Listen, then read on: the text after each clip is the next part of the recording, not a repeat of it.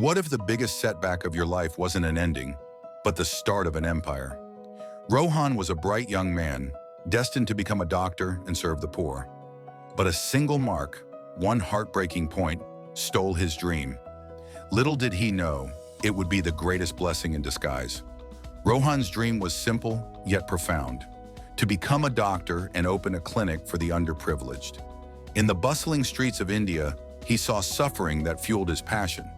He wasn't just studying for himself, he was studying for the thousands of people who couldn't afford a single hospital visit. His father, a kind man who ran a small ice cream business with a single pushcart, was his biggest champion. "You are meant to do great things, my son," he would say.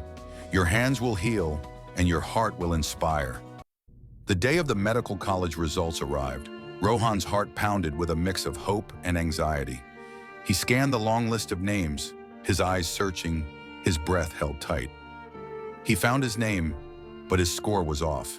He had missed the admission cutoff by exactly one mark, one single solitary point. The world went silent. The dream he had nurtured for years, the promise he had made to himself and his community, was gone in an instant. The weight of that failure was immense, but a far heavier blow was yet to come. Just a few weeks later, a sudden, swift illness took his father away. Rohan's world collapsed. With his mother a homemaker and no other siblings, he was now the sole provider. The medical books were packed away, the dream of a stethoscope replaced by the stark reality of survival. The family's only asset was the small ice cream business, a single humble cart, and a contract to sell another company's products.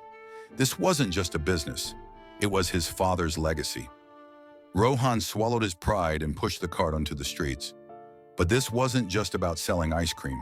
It was a battle against grief, against doubt, and against a future he never wanted. The early days were a blur of blood, sweat, and tears. The sun beat down on his back, his muscles ached, and his heart felt a constant, dull ache. One evening, he looked at his mother's worried face and made a choice. He wouldn't just survive, he would thrive. He decided to create his own brand, his own flavors. He spent nights poring over online tutorials and borrowed recipes. He invested his entire savings, and even with a heavy heart, took a loan against his mother's most precious heirloom, her wedding jewelry. It was a terrifying leap of faith, a moment where the fear of failure felt like a physical weight on his chest. The first few batches were disasters. Flavors were off, textures were wrong, but he persevered. He experimented with unique, local ingredients, creating flavors no one else had. His dedication was palpable, his passion infectious. Customers noticed the difference. The one cart became two, then a small shop, then a factory. Years turned into a decade and a half of relentless, gut-wrenching work.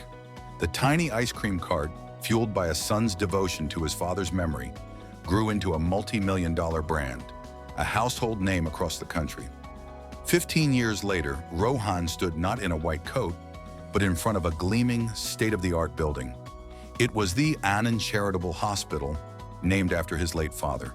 He had never forgotten his initial purpose. With the wealth from his ice cream empire, he built the very clinic he had once dreamed of. He hired the best doctors and offered free treatment to those who couldn't pay. He had wanted to serve the poor as a single doctor, but life's unexpected twist gave him the power to help thousands. That one mark, that one point of rejection, was not a curse. It was the redirection. It was the longer, more challenging, but ultimately more fulfilling path to success, riches, and the beautiful realization of a dream he had refused to let die.